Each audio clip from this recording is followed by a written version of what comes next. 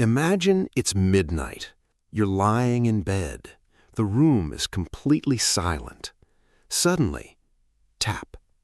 A tiny sound comes from somewhere outside. Your eyes open. Your heart beats faster.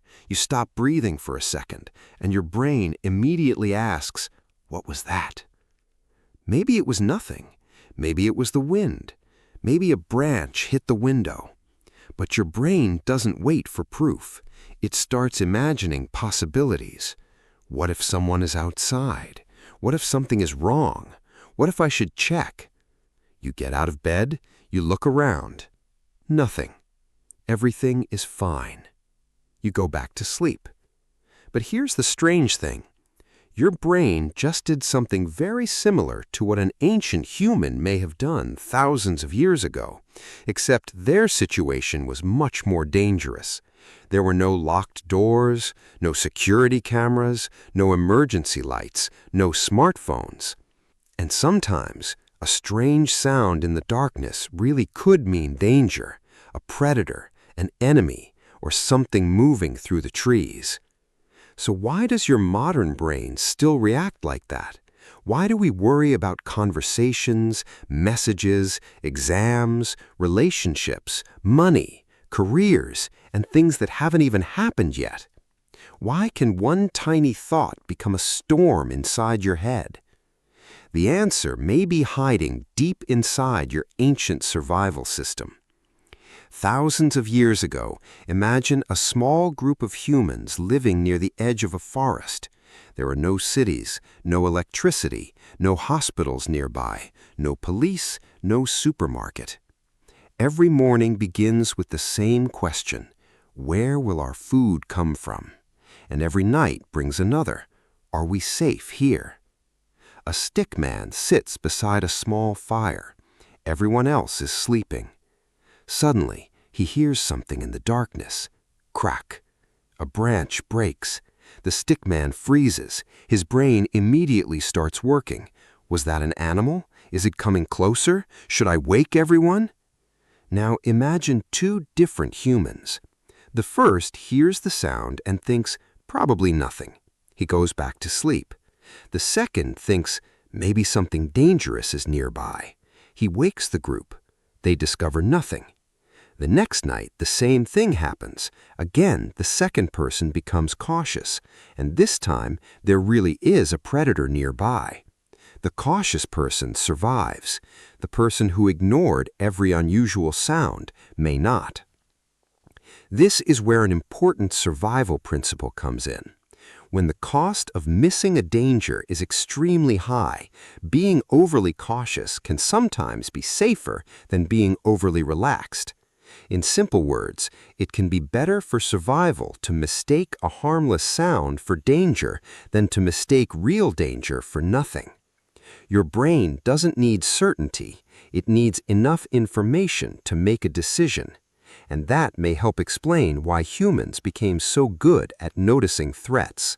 Think about what your brain is doing today. You send someone a message, no reply. 10 minutes pass, your brain notices something unusual, and suddenly the ancient alarm system wakes up. What happened? Are they angry? Did I say something wrong? Did I do something embarrassing? What if they don't like me anymore?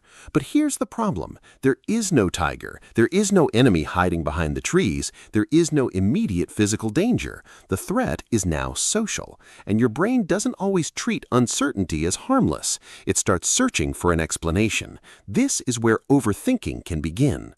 Imagine an ancient human walking through a forest. He sees footprints. He doesn't know exactly what made them. Maybe it's a harmless animal. Maybe it's something dangerous. He has two choices: ignore them or investigate. His brain is basically running a calculation. What could happen if I'm wrong? This ability to imagine possibilities can be incredibly useful. It helps humans plan, predict, prepare, remember, avoid mistakes. But there's a downside. The same system that helps you prepare for danger can keep producing possible dangers long after the danger is gone. And that's exactly what happens during overthinking. Today, your brain doesn't need to worry about finding a predator before sunset. Instead, it might worry about an email, A job interview, a conversation, a relationship, an upcoming exam, a decision you made 3 days ago. But the pattern can be surprisingly similar. Uncertainty appears. Your brain notices it. Your brain searches for possible explanations. Then it imagines possible outcomes. Then it prepares for the worst. And then it asks another question. But what if? And another. What if this happens? And another. And what if that happens? Soon, you aren't solving one problem. You're mentally living through 20 different futures. Here's an example. Imagine you have an important interview tomorrow. A normal thought would be, I need to prepare. That's useful. You make a plan. You practice. You sleep. Done. But overthinking changes the pattern. What if I forget an answer? What if they ask something I don't know? What if they think I'm stupid? What if I don't get the job? What if I can't find another job? What if my career goes nowhere? What if I disappoint my family? One interview has now become a prediction about your entire life. And notice what happened. The original problem was real, but most of the fear came from imagined possibilities. Now let's travel even further back. Imagine an ancient human seeing movement in tall grass. He can't see what's underneath. There are two possibilities, something harmless or something dangerous. The brain has to make a quick decision. And here's something fascinating. Your brain is constantly trying to predict what happens next. It uses memories, past experiences, patterns, and information from your surroundings. It's essentially asking, what should I expect? This predictive ability is one of the reasons humans are so good at planning. But prediction has a weakness. The brain can predict things that never happen. It can create a future that exists inside your imagination. And when emotion becomes involved, that imagined future can feel incredibly real. This is why you can feel anxious about something even when nothing bad is happening right now. Your body is sitting safely in your room, but your mind is somewhere else. Maybe it's in tomorrow's meeting. Maybe it's inside yesterday's conversation. Maybe it's imagining something that could happen next month. Your body is in the present, your thoughts are in the future, and sometimes your nervous system reacts to those thoughts as if they are happening right now. But there's another reason humans may overthink. Social survival. For ancient humans, belonging to a group was extremely important. A person who was completely isolated could be much more vulnerable. Food, protection, cooperation, all depended heavily on other people. So understanding social signals mattered. Is this person angry? Do they trust me? Did I offend them? Will they help me? These questions could have had real consequences. Today, those same concerns can appear in much smaller situations. You say something awkward at work. Nobody reacts. You go home, and 3 hours later, your brain replays the conversation again and again and again. You imagine what everyone was thinking. You imagine what you should have said. You imagine what you could have done differently.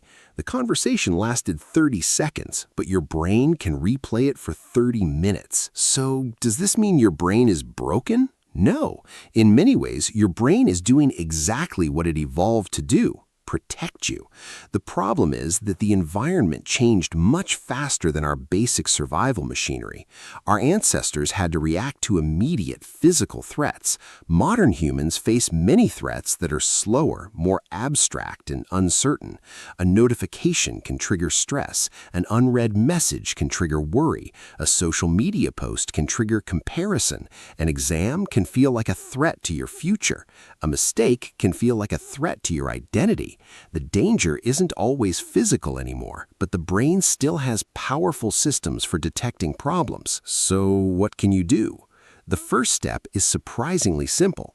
When you catch yourself overthinking, ask, what is actually happening right now? Not tomorrow, not next month, not what someone might be thinking. Right now. Maybe you're sitting on your bed. Maybe you're drinking water. Maybe you're safe at home.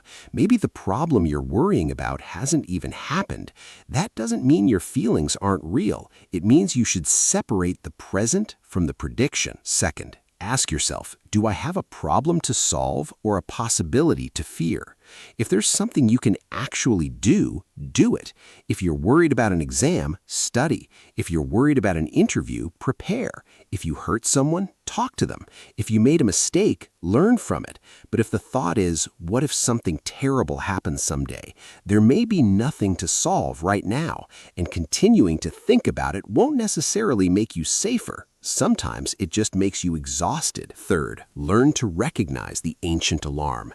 Imagine your brain as a stickman guard standing outside a cave. His job is to watch for danger. Every time he hears a sound, he shouts, "Danger!" Sometimes he's right. Sometimes it's just the wind. Your job isn't to fire the guard. Your job is to teach him when to check the evidence.